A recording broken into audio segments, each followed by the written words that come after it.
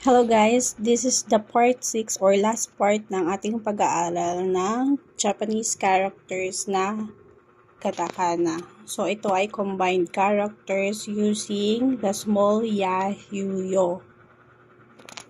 So start tayo dito sa column na to. So ito yung mga consonant natin at ito yung ating small ya, yu, yo sa taas. So ito yung makikreate niyang mga characters. So, start tayo dito.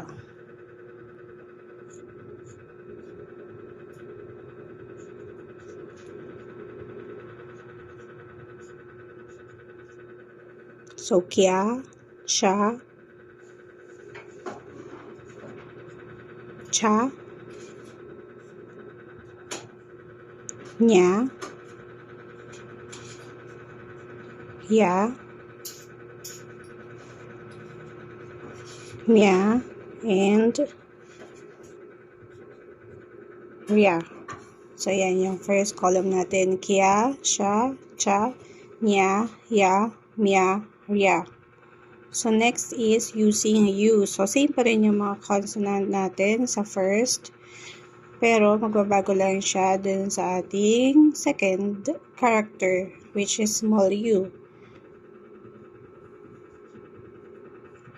So, Q, shu, medyo pangit ang sulat ko din. So, erase natin siya.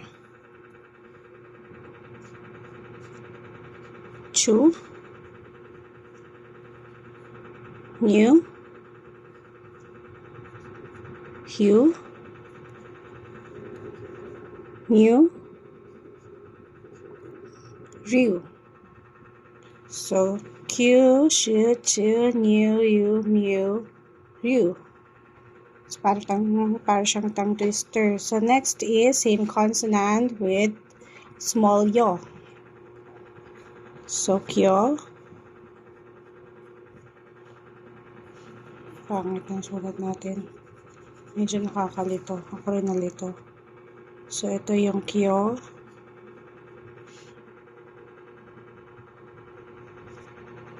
So,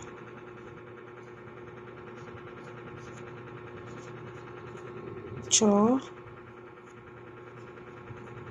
nyo, hyo, myo, and ryo. So, ayan yung 3 columns natin ng ya, yu, yo using these consonants. So, dito naman tayo sa may mga teng-teng at maru. I'm sorry, wala pala siyang maru. Ito pala, sa baba. Medyo nalito din ako.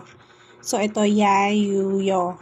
So, ito naman ay dahil mayroon siyang teng-teng, instead of kya, magiging gya. Sound siya ng G. Gya.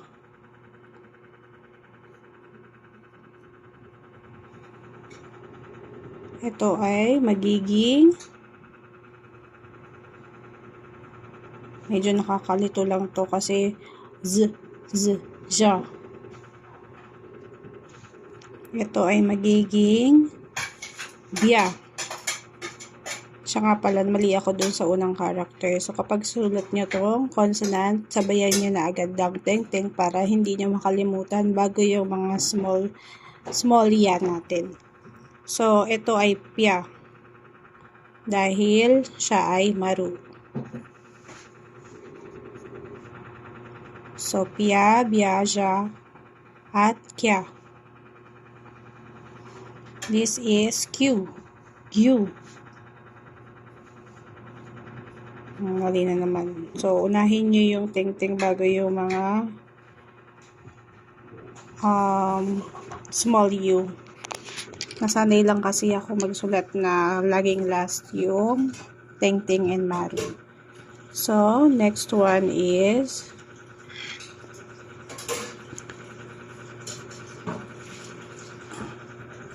yan. Next one is this.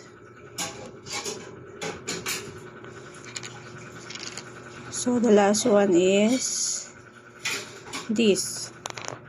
So, huwag niyo akong gagayahin. So, after na mga consonant, ilagay niyo agad yung mga ting-ting or maro bago yung mga small yayuyo natin. So, ang last one natin ay yo.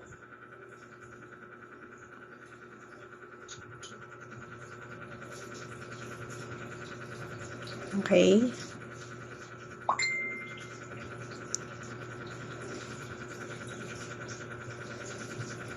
So, ayan na po lahat.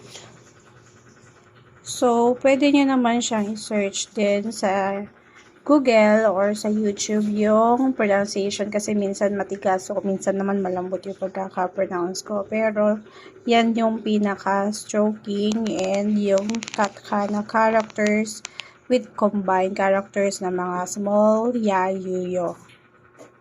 So, ayan. Pwede nyo siyang ulitin yung video para ma-practice nyo kung paano isulat. So, dito nagtatapos sa pag-practice natin ng Japanese characters, hiragana, and katakana. So, thank you for watching. Please like and follow my page. You can also follow my YouTube channel. Thank you for watching.